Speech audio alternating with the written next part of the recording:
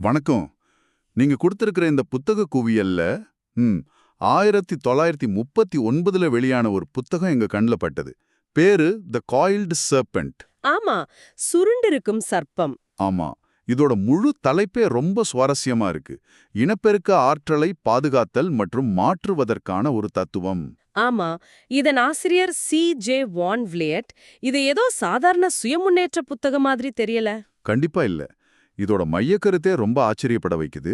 மனிதகுலம் அதோட பரிணாம வளர்ச்சியில அடுத்த கட்டத்துக்கு போகணும்னா அதுக்கு ஒரே வழி. ஆமா, பாலியல் செயற்பாடுகளை இனப்பெருக்கட்டுக்காக மட்டும் வச்சுக்கணும்னு ரொம்ப ஆணித்தரமா சொல்லுது. கேட்கும்போதே ரொம்ப தீவிரமான கருத்தா இருக்கு. சரி, பாலியல் ஆற்றல், மனித பரிணாமம், ஆன்மீகம் இது எல்லாத்துக்கும் என்ன சம்பந்தம்னு இந்த புத்தகம் சொல்லுது. வாங்க, இதுக்குள்ள என்ன இருக்குன்னு கொஞ்சம் ஆழமா அலசி பார்க்கலாம். நிச்சயமா. முதல்ல 1939ல இப்படி ஒரு புத்தகத்தை எழுத வேண்டிய ஆத்தருக்கு என்ன வந்தது? அந்த காலகட்டத்துல அப்படி என்ன நடந்துட்டு இருந்தது? அதுக்கு அவரோட முன்னுரையிலேயே பதில் இருக்கு. அவர் என்ன சொல்றாருன்னா, அவரோட காலத்துல பாலியல் பற்றி வெளிப்படையா பேசுற சுதந்திரம் அது தப்பா பயன்படுத்தப்படுதுன்னு வருத்தப்படுறார். ஓ, பாலியல் உணர்வை வெறும் இன்பத்துக்காக மட்டுமே கொண்டாடுறதும் அத நியாயப்படுத்துறதுக்காக பல தவறான கோட்பாடுகள் பரவறதாவும் அவர் பார்க்கறார். ஓ, அப்போ இதுக்கு ஒரு எதிர்வினையாதான் இந்த புத்தகத்தை எழுதியிருக்கார். 100%. அந்த தப்பான போக்கிற்கு எதிரா இனப்பெருக்க சக்தியை பாதுகாப்பதோட மகத்தான மதிப்பை எடுத்துச் சொல்றதுதான் தன்னோட நோக்கம்னு தெளிவா சொல்றார். ம், இது வெறும் கட்டுப்பாடு இல்ல. அதாவது கற்பு அப்படிங்கிற வார்த்தையை விட இது ஒரு ஆக்கப்பூர்வமான செயல்பாடு, ஒரு கிரியேட்டிவ் ப்ராசஸ்னு விவரிக்கிறார். சரி, இந்த ஆற்றலை பாதுகாக்கலைன்னா என்ன ஆகும்னு அவர் சொல்றார். எதுக்காக இது இவ்வளவு முக்கியம்? இங்கதான் அவரோட வாதம் ரொம்ப தீவிரமாகுது. இந்த ஆற்றலை தவறா பயன்படுத்துறது தான் மனித குலத்தோட துன்பங்களுக்கு மட்டுமல்ல, எல்லா துன்பங்களுக்குமா? ஆமா, பரிணாம வளர்ச்சியில அது முன்னேற தவறியதற்கும் அடிப்படை காரணம்னு ரொம்ப உறுதியா சொல்றாரு. ஒரு நிமிஷம், மனுஷங்க படுற எல்லா கஷ்டத்துக்கும் இதுதான் காரணமா? இது கொஞ்சம் மிகைப்படுத்தப்பட்ட மாதிரி இல்லையே? ஆமா, அவர் அப்படிதான் சொல்றாரு. துயரம், திருமண வாழ்க்கையில சண்டை சச்சரவு, பிறக்கும் போதே குழந்தைகள் ஆற்றல் இல்லாம பிறக்கிறது, ஓகே. மந்தமான புத்திசாலித்தனம், நாமளே வரவழைச்சுக்கிற பல நோய்கள்னு ஒரு பெரிய பட்டியலே போடுறாரு. இதுக்கெல்லாம் மூலக்காரணம் இந்த ஆற்றலை வீணாக்குறது தான்னு சொல்றாரு. ம், அது மட்டும் இல்ல, இது வெறும் தன்னோட சொந்த கருத்து இல்லைன்னு சொல்றாரு. பல நூற்றாண்டுகளா ஞானிகள் சொல்லிட்டு வர்ற ஒரு சரிபார்க்கக்கூடிய உண்மை இதுன்னும். சரி. அவரோட காலத்துல இருந்து நவீன விஞ்ஞானிகளோட ஆராய்ச்சிகளும் இதை ஆதரிக்குதுன்னு குறிப்பிடுறாரு. சரி, இந்த ஆற்றலை சேமிக்கிறதுக்கும் பரிணாம வளர்ச்சிக்கும் என்ன தொடர்புன்னு அவர் சொல்றாரு. அது எனக்கு சரியா புரியல. இதுதான் இந்த புத்தகத்தோட மிக முக்கியமான பகுதி. உயிரினங்கள் பரிணாமம் அடையும் போது அதோட ஆற்றல் இனப்பெருக்கத்திலிருந்து வேற புதிய செயல்பாடுகளுக்காக திசை திருப்பப்பட்டதுன்னு புத்தகம் சொல்லுது. உதாரணத்துக்கு இப்படி யோசிச்சு பாருங்களேன். ஒரு செல் உயிரிலிருந்து பல செல் உயிரி உருவாகும் போது ஆற்றல் இனப்பெருக்கத்துக்கு மட்டும் போகாம உடல் உறுப்புகள் உருவாகிறதுக்கு பயன்பட்டது.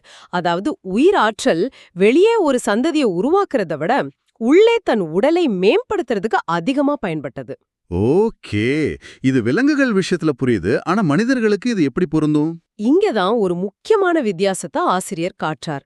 விலங்குகள் அதோட உள் உணர்வால், அதாவது இன்ஸ்டிங்டால் வழிநடத்தப்படுது. ஆமா. அதனால பரிணாம தேவைக்காக தன்னோட இனப்பெருக்க ஆற்றலை அது சரியா பயன்படுத்துது. ஒரு குறிப்பிட்ட காலத்துல மட்டும்தான் இனப்பெருக்கம் செய்யுது. ஆனா மனுஷங்க அப்படி இல்லையே. சரியா சொன்னீங்க. பகுத்தறிவும் சுதந்திரமும் இருக்கிற நாம இயற்கையோட இந்த பரிணாம திட்டத்தோட உணர்ச்சி பூர்வமா ஒத்துழைக்க கத்துக்கணும்னு அவர் எதிர்பார்க்கிறாரு. உணர்ச்சி பூர்வமா ஒத்துழைக்கணுமா? ஆமா, விலங்குகள் மாதிரி உள்ளுணர்வால் கட்டுப்படுத்தப்படாம நம்ம அறிவை பயன்படுத்தி இந்த ஆற்றலை சரியா வழிநடத்தணும்னு சொல்றார். அப்போ இதுக்கு அவர் ஏதாவது ஃபார்முலா மாதிரி சொல்றாரா? ஆமா, ஒரு சூத்திரத்தையே முன்வைக்கிறார். மேம்பட்ட பரிணாம வளர்ச்சிக்கு காமம் வெல்லப்பட வேண்டும் மற்றும் இனப்பெருக்க உறுப்புகள் இனப்பெருக்கத்திற்காக மட்டுமே பயன்படுத்தப்பட வேண்டும். இதுதான் அந்த ஃபார்முலா. ஓ, பயன்படுத்தப்படாத பாலியல் ஆற்றலை வீணாக்காம அத உயர் சாதனைகளுக்கான எரிபொருளா உருமாற்றம், அதாவது டிரான்ஸ்மியூட்டேஷன் செய்யணுங்கிறது தான் இதோட கருத்து. பரிணாம வளர்ச்சி உயிரியல்னு பேசிக்கிட்டு இருந்தவரு இப்போ ஆன்மீகத்துக்குள்ள போற மாதிரி தெரியுது. இது ரெண்டுக்கும் என்ன தொடர்பு? ஆமா, இந்த புத்தகம் ஆன்மீகத்துக்கு ரொம்ப முக்கியத்துவம் கொடுக்குது. அவர் என்ன சொல்றாருன்னா, நாம பாக்குற இந்த ஆண் பெண் பேதம் பாலியல் உணர்வு எல்லாமே இந்த உடலுக்கு சம்பந்தப்பட்டது மட்டும்தான். அப்போ ஆன்மீக ரீதியா? ஆன்மீக ரீதியா நாம ஆண்கள் அல்லது பெண்கள் அல்ல, நாம ஆவி, ஸ்பிரிட்னு ரொம்ப ஆழமா வாதிடுறார். ம். பாலுணர்வும் ஆன்மீகமும் நேர்மாறானவை அப்படிங்கிற ஒரு கருத்தை திரும்ப திரும்ப வலியுறுத்துறார். நேர்மாறானவையா? ஆமா, இனப்பெருக்க நோக்கமில்லாத எந்த ஒரு பாலியல் செயலும் ஒருத்தரோட ஆன்மீக திறன்களை முடக்கிடும்னு சொல்றார். ஏன்னா அது அன்புக்கு பதிலா காமத்தை வளர்த்து ஒருத்தர புலன்களால் கட்டுண்ட உலகிற்குள்ள இழுத்துட்டு போயிடும்னு எச்சரிக்கிறார். ஆன்மாவுக்கு பாலினம் இல்லைங்கிறது அவரோட முக்கியமான வாதம். அப்போ இந்த பாலியல் ஆற்றலை பயன்படுத்துறதுல பல நிலைகள் இருக்குன்னு சொல்றாரா?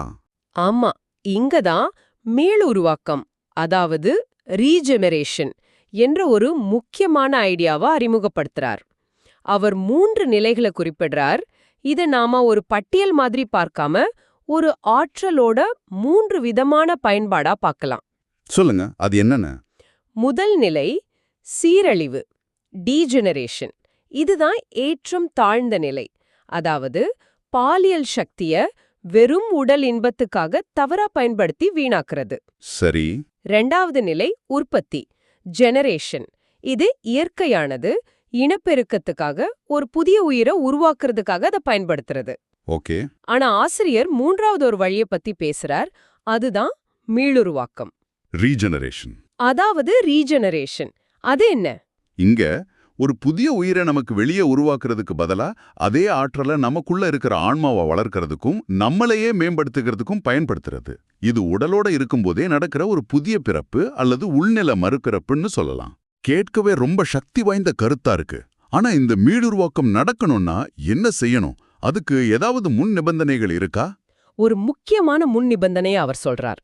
அதுதான் பலருக்கும் ஏத்துக்க கடினமா இருக்கலாம். என்ன அது? பிரம்மச்சரியமே முதல் மற்றும் முழுமையான முன் நிபந்தனைன்னு ரொம்ப திட்டவட்டமா சொல்றார். ஒரு நிமிஷம், பிரம்மச்சரியம் தான் ஒரே வழின்னு சொல்றது கொஞ்சம் தீவிரமாக இல்லையா? ஒரு சமூகமாக இது எப்படி சாத்தியமாகும்? எல்லோரும் இதை பின்பற்றினா மனித இனமே அழிஞ்சிடுமே. இது அவர் எப்படி விளக்குகிறார்? நல்ல கேள்வி. அவர் இத ஒரு சமூக நியமமாக சொல்லல.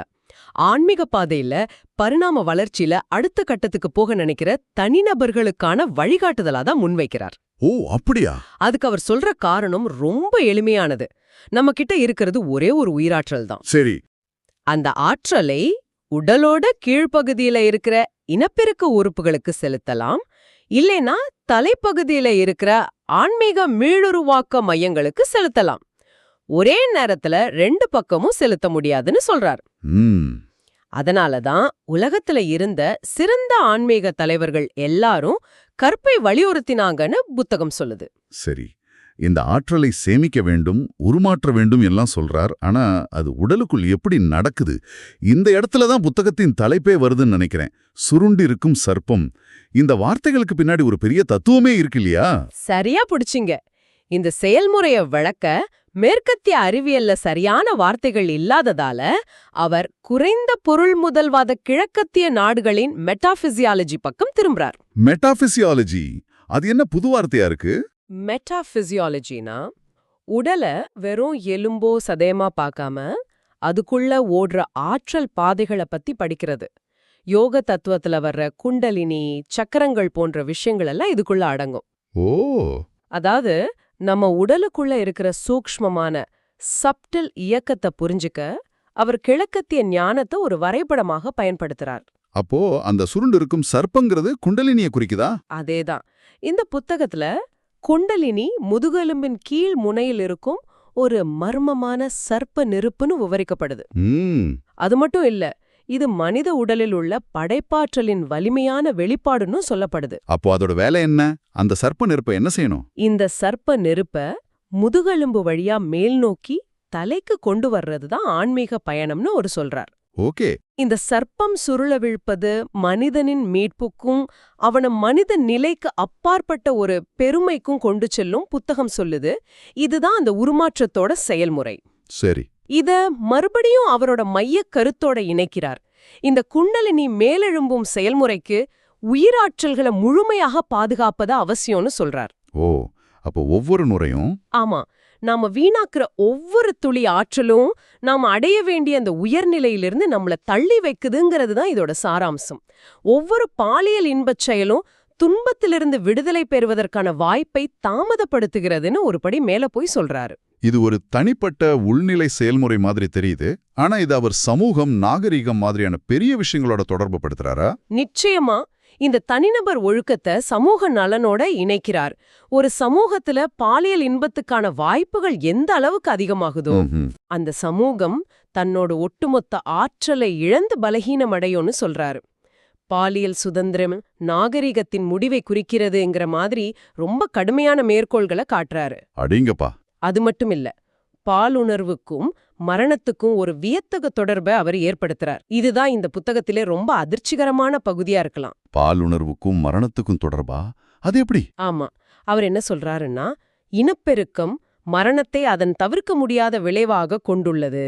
ஒரு நிமிஷம், புரியல. அதாவது நாம ஒரு புதிய உயிரை உருவாக்கும் போதே நமக்கான இடத்தை காலி செய்ய தயாராகிறோம், மரணத்தை ஏத்துக்கிறோம்னு அர்த்தம். இது ரொம்ப கடுமையான ஒரு கருத்து. மனித அரவணைப்புகளில் வாழ்க்கையை செலவிடுவது கல்லறையில் வேர்களை நடுவதற்கு சமம். இதை கேட்கும்போதே ஒரு அதிர்ச்சியாக இருக்கு. இது ஒரு கவித்துவமான எச்சரிக்கையா அல்லது நேரடியான உயிரியல் உண்மையா அவர் கருகிறார்? அவர் இதை ஒரு நேரடியான உயிரியல் மற்றும் ஆன்மீக உண்மையாவே பார்க்கிறார். ஜெனரேஷன், அதாவது உற்பத்தி, மரணத்தோட சுழற்சிக்குள்ள நம்மள பிணைக்குது. ஆனா ரீஜெனரேஷன், மீளுருவாக்கம், ஆமா, மேலுருவாக்கம் அந்த சுழற்சியை உடைக்குதுன்னு நம்புறார். அதனாலதான் இந்த பகுதியோட இறுதியில இந்த தத்துவத்தோட இறுதி பலனா அவர் ஒரு விஷயத்த சொல்றார்: மரணமின்மை. மரணத்தை வெல்வதா? ஆமா, மரணமின்மை என்பது உருமாற்றத்தின் ரகசியம்னோ தூய்மையின் பாதையை உறுதியுடன் பின்பற்றுபவர்களுக்கு அது கிடைக்கும்னு இந்த புத்தகம் உறுதியளிக்குது. எப்படி? அந்த உயிராற்றலை வெளியே செலவு செய்யாம உள்ளேயே மறுசுழற்சி செய்யும்போது உடலின் செல்கள் சிதைவடையாம புத்துயிர் பெற்று மரணத்தை வெல்ல முடியுங்கிறதான் அவரோட வாதம். சரி, இவ்வளவு விஷயங்களையும் கேட்ட பிறகு இதோட மொத்த சாராம்சத்தை எப்படி புரிஞ்சிக்கிறது? இதிலிருந்து நாம எடுத்துக்க வேண்டிய முக்கியமான விஷயம் என்ன? இந்த புத்தகத்தின் மையச் செய்தி இதுதான். மனிதர்களிடம் ஒரு சூப்பர் பவர் இருக்கு, அதுதான் பாலியல் ஆற்றல். ஆனா நாம அதை சின்ன சின்ன இன்பங்களுக்காக சில்லற மாதிரி செலவழிச்சிட்டு இருக்கிறோம். ஆனா அதை சேமிச்சு சரியா முதலீடு செஞ்சா அது நம்மள பரிணாம வளர்ச்சியோட அடுத்த கட்டத்துக்கே கொண்டு செல்லும், மரணத்தை கூட வெல்ல வைக்கும்னு ஆசிரியர் சொல்றார். இது ஒரு வெறும் ஒழுக்க நெறி இல்ல, இது ஒரு பிரபஞ்ச முதலீட்டு திட்டம், ஒரு காஸ்மிக் இன்வெஸ்ட்மெண்ட் பிளான் மாதிரி சொல்றாரு. சரியா சொன்னீங்க. ஒரு தனிப்பட்ட செயலை ஒரு பிரபஞ்ச முக்கியத்துவம் வாய்ந்த விஷயமா மாத்துறார். ஆமா, பரிணாம வளர்ச்சி, குண்டலினி மாதிரியான கிழக்கத்திய ஆன்மீகம், மேற்கத்திய ஒழுக்கவியல் தத்துவம், இது எல்லாத்தையும் இணைச்சு ஒரு முழுமையான சிந்தனை அமைப்பை உருவாக்குறார். எல்லாமே அந்த ஒரு மைய கொள்கையை சுற்றி தான் பின்னப்பட்டிருக்கு: ஆற்றலை பாதுகாத்தல். இது 1939ல எழுதப்பட்ட ஒரு புத்தகம். இன்றைய காலகட்டத்துல மன அழுத்தம், பர்ன் அவுட், கவனச்சிதறல்னு நாம பல பிரச்சனைகளை பத்தி பேசிட்டு இருக்கோம்.